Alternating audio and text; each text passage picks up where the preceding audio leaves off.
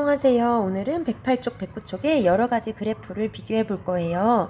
이번 단원의 마지막 시간인데요. 우리가 지금까지 배운 그래프들을 복습해 보는 시간을 가질 거예요. 교과서를 한번 살펴보면 우리가 배운 원그래프가 있고요. 그리고 4학년 때 배운 꺾은선 그래프가 있고요. 그리고 여기 우리가 배운 띠그래프와 그림 그래프까지 있고 또 꺾은선 그래프가 있어요. 그래서 여러 그래프를 한번 해석해 볼게요. 다지기 1번을 보면 먼저 미세먼지를 일으키는 원인과 연도별 미세먼지 농도를 그래프로 나타내고 있다고 나와 있어요. 그래프의 제목을 항상 먼저 확인해야 해요. 미세먼지 발생하는 원인은 경유차가 가장 많고요. 발전소에서 의외로 미세먼지가 적게 나오네요. 그리고 땡땡시의 미세먼지 농도를 살펴보고 있는데 2017년부터 2021년까지 농도가 나름대로 이렇게 줄어들고 있어요. 그쵸? 그래서 이런 것들을 한번 우리 이번 문제에 같이 적어봐요. 자, 각 그래프가 어떤 그래프인지 원그래프, 꺾은선 그래프라는 것을 알고 있을 거예요. 그리고 2번에서 각 그래프를 보고 알 수 있는 내용을 말해보세요 라고 했어요. 우리 아까 말했듯이 가장 미세먼지를 많이 발생시키는 원인은 경유차라고 했어요. 그런데 이것을 이제 선생님이 저번에 가장 많은 이라고 썼더니 이렇게 하고 똑같이 쓴 경우가 많았었죠. 근데 여러분이 직접 찾아볼 수 있기 때문에 찾아보라는 이야기였거든요. 그걸 영상에서도 말했으니까 이번에는 여러분들이 문장으로 한번 잘 적어보세요. 그래서 첫 번째로 미세먼지를 여기 제목을 참고해서 쓰면 돼요. 가장 많이 발생시키는, 선생님이 그 다음 뭐라고 쓸 것 같아요? 네, 원인은 경유차이다 라고 여러분들이 가장 많이 차지하는 항목에 대해서 이렇게 적어주면 되겠죠. 그리고 가장 적게 차지하는 항목은 발전소이다 라고 이렇게 적어줘도 되고요. 또 두 번째로 꺾은선 그래프를 한번 살펴볼게요.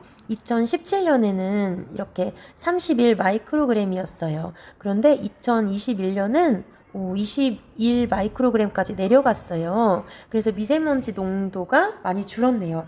꺾은선 그래프는 자료의 변화를 한눈에 알 수 있는 그래프잖아요. 그래서 자료의 변화량을 알 수 있는 내용에 적어주면 좋아요. 그래서 미세먼지의 농도가 2017년보다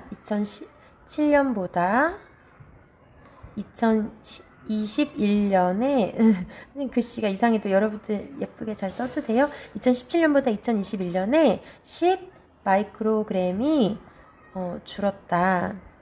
이렇게 써주면 되겠네요.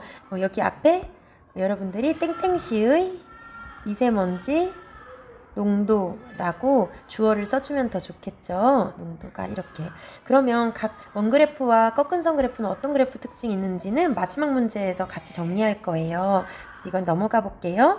다지기 2번으로 가서 이번에는 우리나라 2019년에 생활 폐기물에 대한 그래프인데요. 생활 폐기물이란 이렇게 우리가 생활하면서 나온 쓰레기들이에요. 옷, 그리고 가전제품, 음식물 이런 쓰레기들이에요. 다시 재활용하기 어려운 물건들을 폐기물이라고 해요. 폐기 처리한다고 하죠.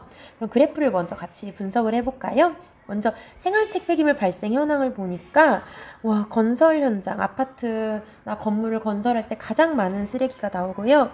이것을 처리하는 현황을 보니까 재활용을 할 수 있는 양이 그래도 꽤 많은데 소각하거나 즉 불에 태워 없애거나 매립하는 양은 서로 같네요.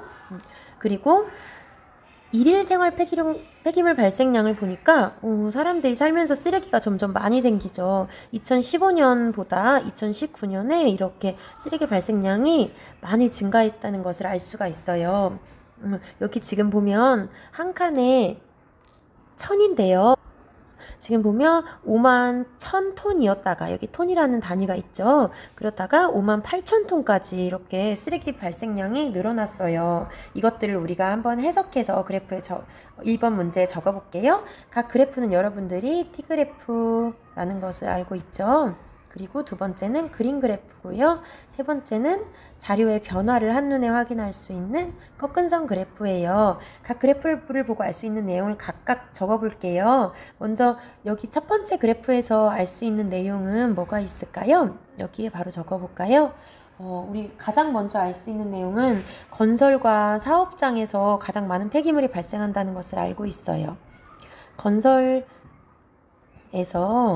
가장 많은, 역시 가장 많은과 가장 적은을 쓰면 알 수 있는 내용을 빨리 파악할 수가 있어요.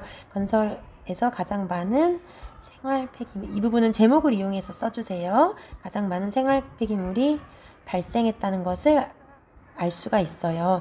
아니면은 이렇게 써도 돼요. 사업장에서 가장 두 번째로 많은 생활 폐기물이 발생했다라고 해도 되고, 또 생활 측면에서 생활 폐기물이 가장 적게 발생했다라고 적게 발생한 부분을 써도 좋아요. 그럼 두 번째로 생활 폐기물을 어떻게 처리했는지 알 수가 있죠. 생활 폐기물은 이번에도 제목을 이용해서 써보세요. 생활 폐기물은 재활용을 해서 가장 많이 처리한다. 재활용해서 가장 많이 처리한다. 우리 그래도 분리수거 많이 하고 있죠. 그래서 꽤 재활용량이 높은가 봐요.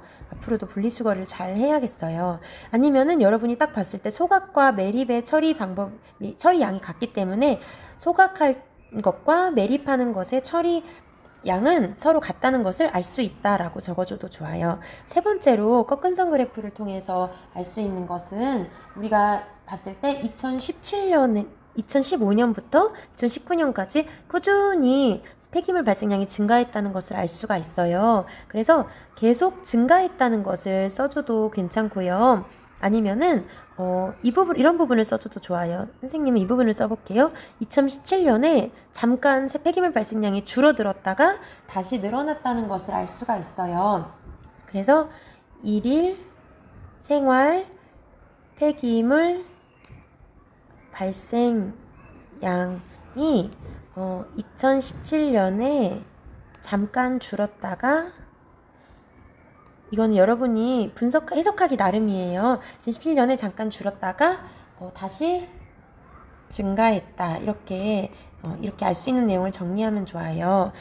그래서 이렇게 세 가지 그래프로 생활 폐기물에 대해서 알아봤어요. 그러면은 우리가 키우기 문제를 통해서 각 그래프가 어떤 특징이 있는지 한번 알아볼게요. 먼저 우리 그램 그래프는 어떤 특징이 있냐면, 여러분들이 수량의 많고 적음을 알 수 있다는 장점이 있다는 걸 알고 있죠? 예를 들어서 우리 위에 있는 그림처럼 이렇게 그림이 크고 작은 그림을 통해서 어느 지역이 많은지 어느 지역이 적은지를 쉽게 비교할 수가 있었죠? 그래서 수량의 많고 적음을 한눈에 쉽게 비교할 수 있고, 그램 그래프는 대부분 지역별 주제를 파악할 때 많이 사용을 해요. 예를 들면 지역별 초등학교 수, 그리고 우리가 수학책에서 배웠던 지역별 물 사용량, 그리고 지역별이라는 말을 권역별이라는 말로도 써요. 그림 그래프로 나타냈을 때 이렇게 지도로 사용해서 나타낸 그림 그래프 많이 나왔었죠. 그래서 지역별, 과일 생산량, 이렇게 지역별이라는 말이 들어가면 그림 그래프로 그리면 좋고요. 그 다음에 막대 그래프는 여러분들이 배웠던 이렇게 막대 모양의 그래프지요. 이거는 여러분들이 3학년 때 배웠어요. 이렇게 막대 그래프는 예를 들면 반별 학생 수를 알아보기 쉽고요. 그 다음에 도시별 인구수를 알아볼 수도 있어요. 예를 들면 천안 인구수, 서울 인구수, 그리고 또 천안과 비슷한 또 아산시의 인구수, 홍성의 인구수, 이런 식으로 도시별 인구수도 알 수가 있어요. 이런 인구수는 그림 그래프로 알아보기도 쉽겠죠. 그러면 꺾은 선 그래프는 자료에 변화하는 양을 한눈에 파악하기 쉬운 그래프였잖아요. 그래서 이런 특징이 있고, 이런 것은 기온을 많이 나타내죠. 그래서 과학 시간은 대부분 꺾은 선 그래프를 많이 그리죠.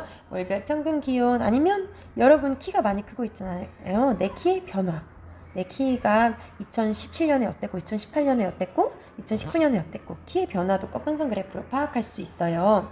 T 그래프와 원 그래프는 각각 비율이 나타난 그래프라서 비율을 한눈에 쉽게 비교할 수 있다는 장점이 있었죠. 각각 차지하는 크기를 보고 한눈에 비교하기 쉬운 그래프들이었어요. 이런 것들은 우리가 이제 여러분들이 좋아하는 과일, 별, 학생 수, 예를 들면 사과를 좋아하는 학생의 비율, 배를 좋아하는 학생의 비율, 망고를 좋아하는 학생의 비율, 이렇게 비율을 T 그래프나 원 그래프로 나타내기 쉽고요. 그 다음에 또 장소별 안전사고 발생수, 이렇게 사회적인 문제를 띠그래프나 원그래프로 많이 나타내기도 해요. 그래서 뉴스 같은 곳에서 한눈에 자료를 비교하기 쉽기 때문에 뉴스에서 원그래프를 아마 많이 사용하는 거 볼 수 있을 거예요. 예를 들면 원에다가 뭐 학교 근처에서 많이 안전사고가 일어난다. 도로에서 일어난다. 그다음에 또 가정에서 일어난다. 이런 식으로 원그래프를 많이 사용해서 실제 우리 사회뉴스에 많이 활용하고 있죠. 자, 그러면 여기까지 여러 가지 그래프를 배워봤는데요. 여러분 생활 속에서 앞으로 많이 그래프가 활용되는 것들을 잘 보고 배운 내용이 실생활에 잘 쓰였으면 좋겠어요. 자, 여기까지 5단원 학습을 마칠게요.